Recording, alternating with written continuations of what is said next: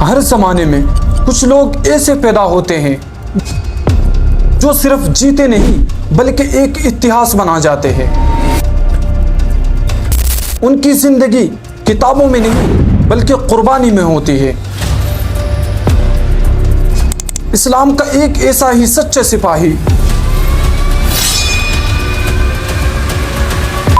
جس نے اسلام کے لیے 100 سے زیادہ جنگوں میں اسلام کے پرچم کو لہرایا، لیکن کبھی بھی ایک جنگ تک نہیں ہاری۔ لیکن ان کو ایک سب سے بڑا غم تھا کہ میں اپنے بستر پر ایک بزدل کی طرح مر رہا ہوں، مجھ کو شہادت کیوں نہیں ملی؟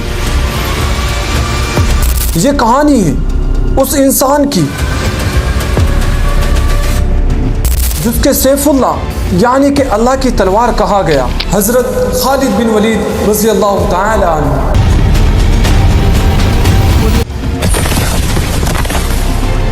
حضرت خالد بن ولید رضی اللہ تعالی عنہ کا اصل نام خالد بن ولید بن مغیرہ تھا۔ آپ مکہ کے مشہور خاندان بنو مخزوم سے تعلق رکھتے تھے۔ ان کے والد مکے کے سب سے امیر اور مشہور لوگوں میں شمار کیے جاتے تھے۔ حضرت خالد کے اسلام لانے سے پہلے جب مسلمانوں کا مقابلہ جنگ احد میں حضرت خالد سے ہوا تو مسلمانوں کو حضرت خالد بن ولید کی وجہ سے بڑی مشکلوں کا سامنا کرنا پڑا، لیکن اس کے بعد اللہ تعالیٰ نے حضرت خالد بن ولید کے دل میں اسلام کی ایک چھوٹی سی چنگاری کو ڈالا۔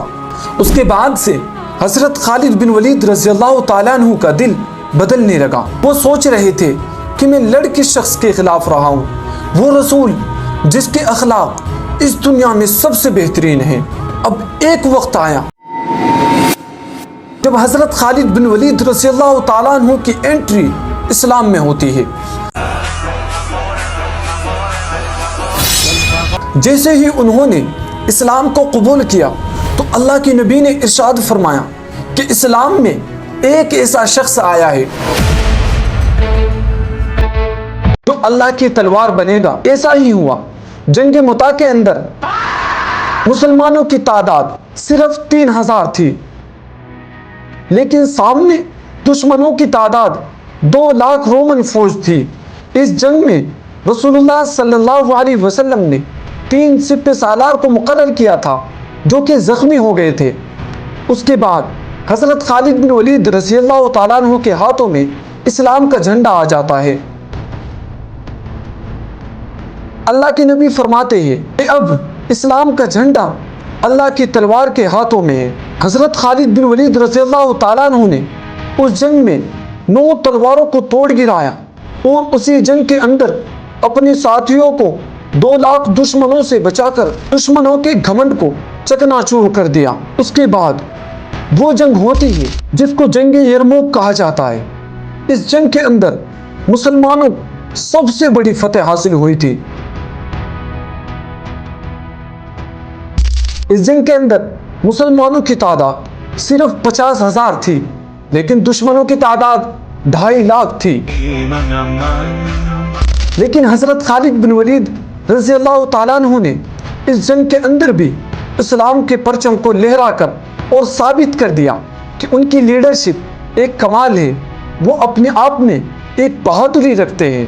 اس کے بعد انہوں نے جنگ عراق میں فرعونی نظام کو تہس نہس کر دیا تھا۔ پھر چلتے ہیں سیریا۔ وہاں جا کر بھی انہوں نے اسلام کے پرچم کو لہرا کر ثابت کر دیا۔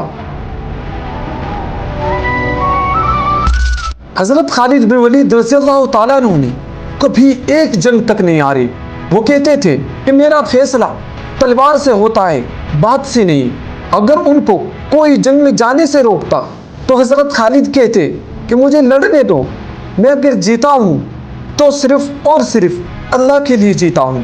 اب ایک وقت آیا جب حضرت خالد بن ولید رضی اللہ تعالیٰ عنہ نے اپنا آخری دن ایک کمرے میں گزارا۔ ان کا جسم زخم سے بھرا ہوا تھا، ان کا چہرہ، ان کی پیٹھ، ان کی ٹانگیں تلوار چلی ہوئی تھی، لیکن وہ پھر بھی ایک غم کر رہے تھے۔ میں ہمیشہ اسلام کے لیے لڑتا رہا، اسلام کے پرچم کو 100 سے زیادہ جنگوں میں لہرایا، لیکن پھر بھی میں اپنے بستر پر ایک بزدل کی طرح مر رہا ہوں۔